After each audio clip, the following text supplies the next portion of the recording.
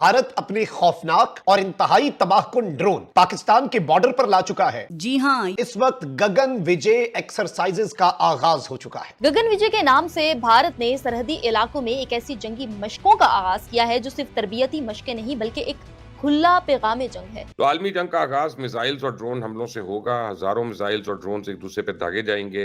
Indian policy makers, उनके think tank already ये बात डिस्कस कर रहे हैं कि हमको पाक फजाइया को हवा में उड़ने ही नहीं देना। What does that mean? They are going to attack our airbase. हमारे फजाई अड्डों पर वो हमला करेंगे, एयरबेसेस पे हमला करेंगे। और पाकिस्तान की आर्मी, पाकिस्तान की एयरफोर्स इस वक्त मुकम्मल तौर पर हाई अलर्ट है। पाकिस्तान का एयर डिफेंस सिस्टम जो है वो भी हरकत में है। पाकिस्तान की एयरफोर्स तैयार है और इसके लिए जो है वो बहुत बड़े पैमाने पर एयरफोर्स ने अपनी जंगी फिजाई मशकें शुरू कर दी हैं और फुल स्केल जो है भारत के साथ दोबारा जंग की तैयारियों के लिए ये फिजाई मशकें की जा रही हैं। तो गुज़िश्ता जो चंद दिन तक जंगी झड़पें हुई वो सिर्फ ट्रेलर्स थे। असल काम तो जल्द शुरू होने जा रहा है। अब सेकंड फेज के अल्लाह खैर करे, बट लगता है कि बहुत शदीद और खतरनाक होगा और फाइनल मराहिल तक ले जाएगा।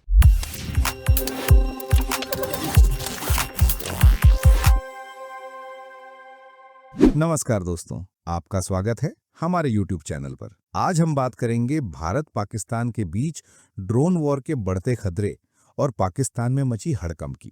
है ना हैरान कर देने वाली बात। दोस्तों, भारतीय सेना ने हाल ही में गगन विजय नाम से ऐसा जबरदस्त सैन्य अभ्यास शुरू किया है जिसमें अत्याधुनिक हथियारबंद ड्रोन की ताकत दिखाई गई है। वाकई ये कोई मामूली बात नहीं है। इन ड्रोन्स का इस्तेमाल सीमा पर हो रहे तनाव और खतरनाक हमलों के जवाब में किया गया है, खासकर ऑपरेशन सिंदूर के तहत। अब जरा कल्पना कीजिए पाकिस्तानी जनता के बीच कैसा डर और दहशत होगा। पाकिस्तानी राजनीतिक विश्लेषक जैद हमीद ने अपनी आर्मी को साफ शब्दों में चेतावनी दे दी है कि अगर हालात नियंत्रण में नहीं आए तो खतरा और भी बढ़ सकता है। यानी पाकिस्तान को भी पूरी तैयारी में रहना पड़ेगा। पाकिस्तान की मीडिया और आम लोग लगातार चिंता जता रहे हैं कि भारत की नई जबरदस्त तकनीक उनके सुरक्षा तंत्र के लिए बड़ी चुनौती है।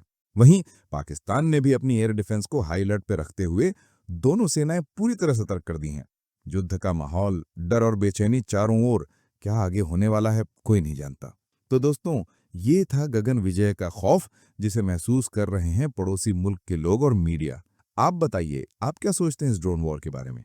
कमेंट में जरूर शेयर करें। अगर वीडियो पसंद आई हो तो लाइक, शेयर और सब्सक्राइब करना मत भूलिएगा।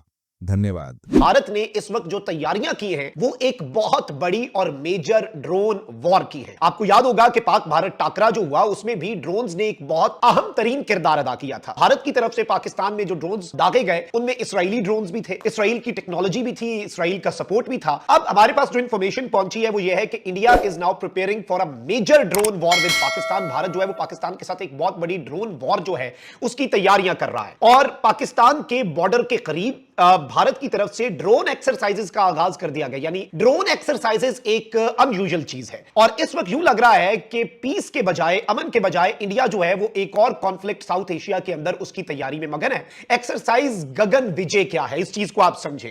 इंडिया की वेस्टर्न कमांड जो है वो इस वक्त एक्सरसाइज गगन विजय जो है वो कर रही है। ये एक इंतहाई बड़े पैमाने पर लार्ज ड्रिल है जो कॉम्बैट ड्रोन्स के हवाले से तैयारी कर रहा है भारत। अब मैं आपको यह बता दूं कि ड्रोन्स जो हैं, जो इंफॉर्मेशन पहुंची है वो ये है कि ये जो ड्रोन्स हैं ये स्ट्राइक फर्स्ट वाले ड्रोन्स हैं। यानी इससे एक चीज समझ आ जाती है कि ये ना तो पीस कीपिंग के लिए ड्रोन्स हैं ना ही डिफेंस के लिए ड्रोन्स हैं। ये सिर्फ और सिर्फ वॉर जोन्स वाले ड्रोन हैं जो भारत पाकिस्तान के बॉर्डर पर लाया है। यानी ये दिफा वाले नहीं है, इनका काम दिफा या पीस कीपिंग नहीं है बल्कि ये वॉर जोन्स वाले ड्रोन्स हैं और ये डेडली स्ट्राइक्स करने के काबिल हैं विद हाई प्रिसीजन। इस वक्त मैं आपको यह बता दूं कि भारत जो है, यूं लग रहा है भारत की तैयारियां इस जानिब एक बहुत क्लियर इंडिकेशन है कि India is now ignoring the cease fire जो कि ब्रोकर किया गया था by the president of United states. और इस वक्त इंडिया जो है, जो एक सीज फायर डील हुई, मुआहदा हुआ, उस डील को रिस्पेक्ट नहीं कर रहा। इंडिया के एक्शंस इस जानिब एक बहुत क्लियर इंडिकेशन है। इंडिया के हवाले से जो इंफॉर्मेशन है वो ये है कि $234 मिलियन इंडिया ने ड्रोन प्रोडक्शन को एनहांस करने के लिए स्पेंड करने का फैसला किया है। इंडिया जो है वो अमन में नहीं बल्कि जंग में इन्वेस्ट कर रहा है और एक बहुत ही इस खिते के अंदर एक नया और इंतहाई खतरनाक चैप्टर जो है उसका आगाज होने जा रहा है। क्या भारत की इन तैयारियों को नजरअंदाज देख सकते हैं हम? गगन विजय मशकें क्या इशारा दे रही हैं? भारत की गगन विजय एक्सरसाइज इसके मगरबी कमांड के तहत मुनक्किद हो रही है जिसमें खास तौर पर जंगी ड्रोन्स को मरकजियत दी गई है। ये मशकें रवायती फौजी तरबियत से हटकर मुकम्मल तौर पर हाइब्रिड वॉरफेयर से मरकूज हैं। भारत ने न सिर्फ अपने मुसल्ला ड्रोन्स की कारकर्दगी का जायजा लेना शुरू किया है, बल्कि ऐसे मॉडल्स पर काम कर रहा है जो जैमिंग माहौल में भी मौसर अंदाज में हदफ को निशाना बना सकते हैं। इन मशकों में aerospace, electronic warfare, cyber operations और ऑटोमेटिक टारगेटिंग सिस्टम्स को नस्ब किया गया है। इनका मकसद एक ही है कि किसी ऐसी जंगी मशीनरी को तैयार किया जाए जो बगैर किसी इंसानी मदाखलत के दुश्मन को निशाना बना सके। माहिरीन के मुताबिक भारत की ये मशक़ें महज दिफाई तैयारी नहीं बल्कि मुकम्मल तौर पर एक जारहाना हिकमत अमली का हिस्सा है। क्या भारत के जदीद ड्रोन इसराइली मॉडल्स पर मबनी है? भारत ने हालिया बरसों में अपनी ड्रोन इंडस्ट्री में जबरदस्त इजाफा किया है। इसराइल से हासिल किए गए हेरोन टीपी और हार्पी ड्रोन भारत के पास मौजूद हैं, जो 1000 किलोमीटर से ज्यादा रेंज रखते हैं और इनमें 250 किलोग्राम तक बम ले जाने की सलाहियत भी मौजूद है। हार्पी एक लॉइटरिंग एमुनेशन ड्रोन है जो हदफ पर मंडलाता रहता है और जैसे ही मौका मिलता है खुद को निशाने पर गिरा देता है। भारत ने अब इन ड्रोन्स को मुकामी सतह पर असेंबल और अपग्रेड करना भी शुरू कर दिया है ताकि किसी भी वक्त हमला मुमकिन हो। रामभाज ड्रोन प्रोग्राम के तहत भारत अपने खुद के ड्रोन्स भी तैयार कर रहा है जिनमें कमर्शियल एआई टेक्नोलॉजी शामिल की जा रही है। 2024 के इख्तिताम तक भारत के पास 500 से ज्यादा हाइब्रिड किल ड्रोन्स तैयार होंगे जो सिर्फ सर्वेलेंस नहीं बल्कि बराह रास्त हमला करने के लिए डिजाइन किए गए हैं। ये भारत के हमलावर अज़ाइम की वाज़ेह निशानी है। हम ग़ज़वा हिंद के वॉर रूम से एक मर्तबा फिर आपके पास एक तज्ज़िया लेकर आए, क्योंकि अब ये वक्त है कि हम अपनी गलतियों पर भी नजर डालें। हम ये भी देखें कि हमारे आर्मर में कहां-कहां चिंक्स हैं, दुश्मन हमें किस तरह एक्सप्लॉइट करेगा आने वाले वक्त में।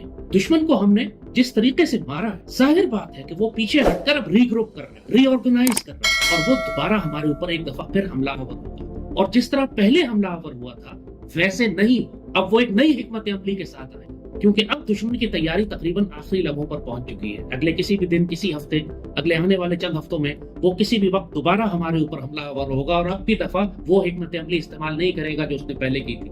पहले उसने अपनी एयरफोर्स सामने लेकर आई थी, जो उसने अटैक शुरू किया था वो एयरफोर्स से किया था। तो यकीनी तौर पर वो कोई ऐसी स्ट्रैटेजी बनाने की कोशिश करेंगे कि पाक फजाइया को हवा में ही ना उठने दें। अब हम इस मकाम पर आ गए कि अब बहुत सीरियसली हमको ये देखना है कि जब भारत के साथ हमारा दूसरा राउंड होता है तो कम से कम पाक फजाइया की हद तक हमारी क्या कमजोरियां हैं जिसको पाक फजाइया अब फौरी तौर पर दूर करने की कोशिश करे और कर ले। इंडियन पॉलिसी मेकर्स, उनके थिंक टैंक ऑलरेडी ये बात डिस्कस कर रहे हैं कि हमको पाक फजाइया को हवा में उड़ने ही नहीं देना। What does that mean? They are going to attack our airbase. हमारे फजाई अड्डों पर वो हमला करेंगे, एयरबेसेस पे हमला करेंगे। कैसे? अब की दफा वो अपनी फजाइया को पहले लेकर नहीं आएंगे। इंडिया के पास 3 असासे हैं, 3 एसेट्स हैं जिनको वो इस्तेमाल कर चुका है हमारे सामने पाकिस्तान के हवाई अड्डों को, एयरबेसेस पर हमला करने के लिए।